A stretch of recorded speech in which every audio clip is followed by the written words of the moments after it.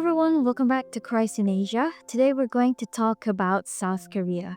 Well, actually, in the past, there's no such thing as South and North Korea, but today we're going to talk about how Christ came to South Korea and how Christianity developed from there. So, without further ado, let's buckle up. Let's go. South Korea today is famous worldwide for its K-pop, K-dramas, the vibrant culture which influenced trends far beyond its borders. South Korea covers roughly 45% of the peninsula's total land area, with Seoul as its bustling capital city. When it comes to religion, most South Korea today identify as non-religious. According to a 2024 Korea Research Survey, 51% claim no religious affiliation, while 31% identify as Christian, with 20% as Protestant and 11% as Catholics. Now, Christianity first touched Korean society in the 18th and 19th century, but its real surge came in the mid 20th century during a time of sweeping social change. Since the year 2000, however, both Buddhism and Christianity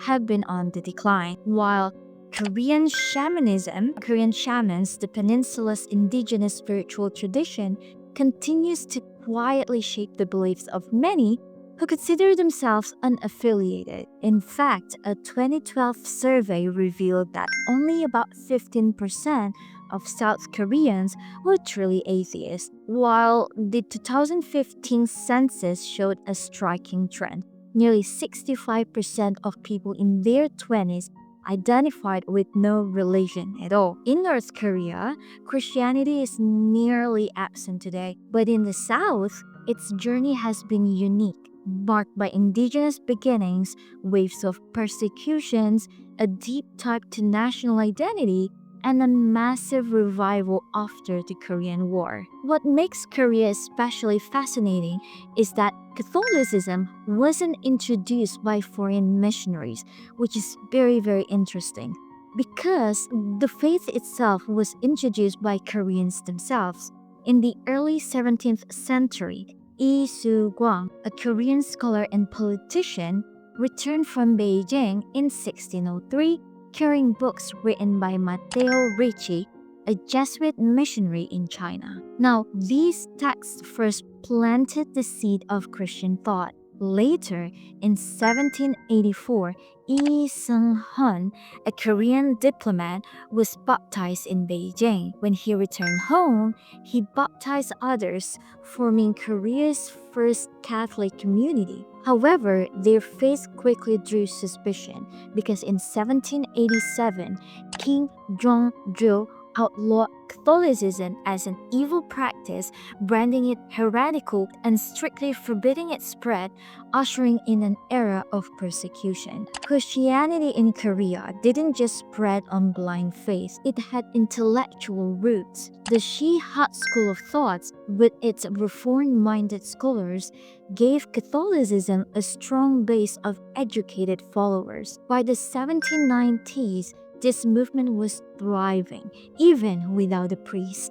In fact, by the time the first Chinese missionary arrived in 1794, there were already several thousand Korean Catholics. However, with growth came conflict, because the Joseon dynasty saw Catholicism's rejection of Confucian ancestral rites as a direct threat to the social order. What followed after that was a century of brutal persecution. The Xinyu persecution hit in 1801 under the leadership of Grand Queen Dowager Jongsun.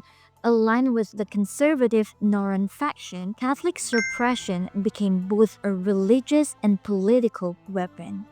Around 300 believers were executed, including the scholar Jong Yak-jung, one of the early Catholic intellectual leaders. Even Lee Seung-hun, Korea's very first baptized Catholic, was arrested. Even though he was later released, he died soon after that. Now, the church seemed crushed, but what remained was a new identity built on resilience and martyrdom. The Gi-he persecution of 1839 and the Byung-o persecution of 1846 claimed hundreds more lives. 120 martyrs in total. Among them was Andrew Kim Tae-gon. Well, actually, I made another video about Andrew Kim Tae-gon. His life is nothing but extraordinary and inspirational. The deadliest blow came in 1866 with Byung-in persecution. Amid fears of Western imperialism, Hongson Daewon-gun turned violently against Catholicism, which he now saw as a threat to his rule. What followed after that was 6 years of terror. More than 8,000 Catholics were killed, along with 9 French missionaries. The violence was so extreme that witnesses described the Han River running red with blood as severe heads were thrown into its waters. The killings triggered the French expedition to Korea, or Byung-in-Yangyo, which only deepened the crackdown. And yet, despite a century of executions, torture, and fear, the faith did not die. If anything, it actually grew stronger. And the willingness of believers to die for their faith forged a uniquely resilient church. This legacy of sacrifice is remembered even today. In 1984, Pope John Paul II canonized 103 Korean martyrs in Seoul, who has become the first canonization ceremony ever held outside Rome. With the end of state-sponsored persecution in the 1880s, a new chapter opened for Christianity in Korea, this time led by Protestant missionaries from North America. And unlike the earlier Catholics, these missionaries from North America didn't just preach, they built. They became pioneers of modern education. From the late 19th century onward, they founded hundreds of schools and several universities. Among them were institutions that still, to this very day, define Korean education, such as Yonsei University, one of the top universities in Korea, which grew out from Horace Underwood's Christian College and the Severance Medical College. We also have Ewha Women's University, which is Korea's very first modern school for women. They also transformed medicine. In 1885, Dr. Horace Allen opened Gwanghae-won, the first Western-style hospital in Korea. Under the leadership of Dr. O.R. Avison, it expanded into Severance Hospital and Medical College, training nation's first generation of modern doctors. But perhaps most transformative of all was the translation of the Bible itself. Missionary Horace Underwood, working hand-in-hand with Korean believers, helped render the scriptures into everyday Hangul, which is the Korean alphabet. The New Testament was completed in 1900 and the full Bible in 1910, a landmark that not only spread Christian teaching but also boosted literacy among ordinary people. Through schools, hospitals, and the Western world, Protestant Christianity became more than just a religion. It was a gateway to modernity and upward mobility. This message resonated especially in the northern provinces, now in North Korea, where the old aristocratic order was weaker.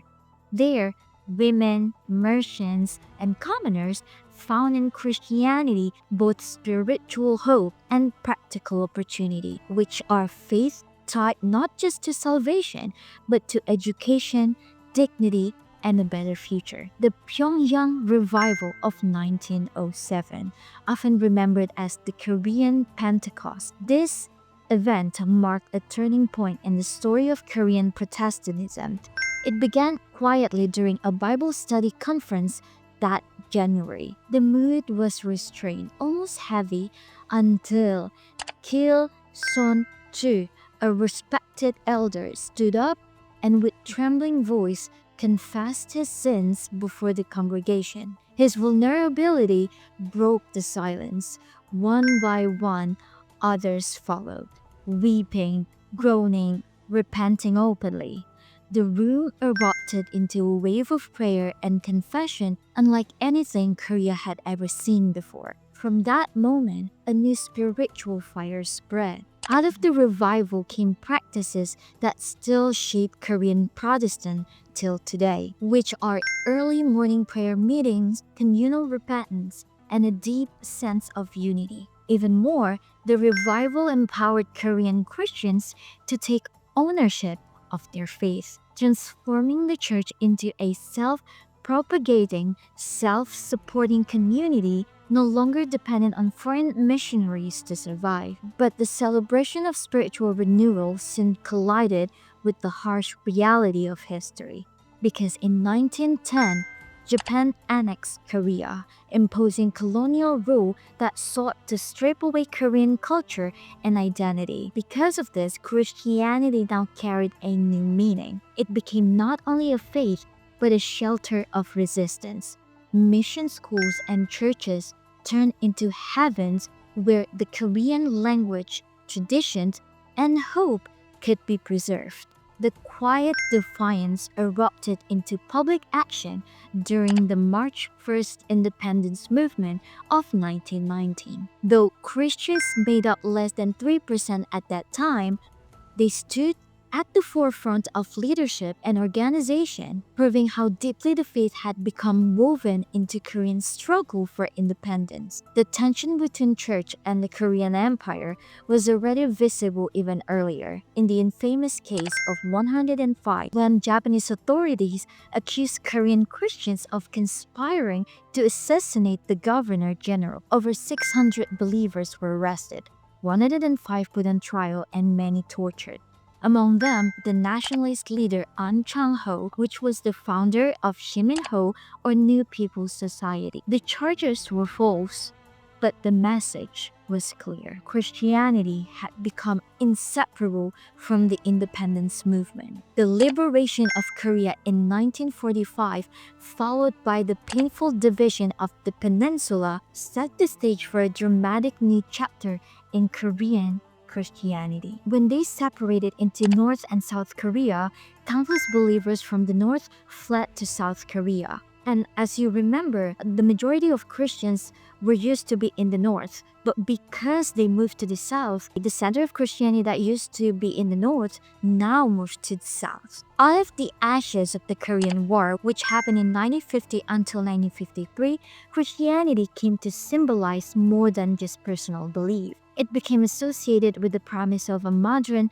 democratic, and prosperous West. Churches offered not only spiritual hope, but also food, shelter, and community to a people rebuilding their lives from devastation. It was in this climate that a uniquely Korean phenomenon was born: the mega church. Nowhere was this more striking than at Joido Full Gospel Church, founded in 1958 by Pastor David Yonggi-cho and his mentor Choi Ja-shir. What began in a modest tent and living room blossomed into the largest congregation in the world, nearly 800,000 members by 1993.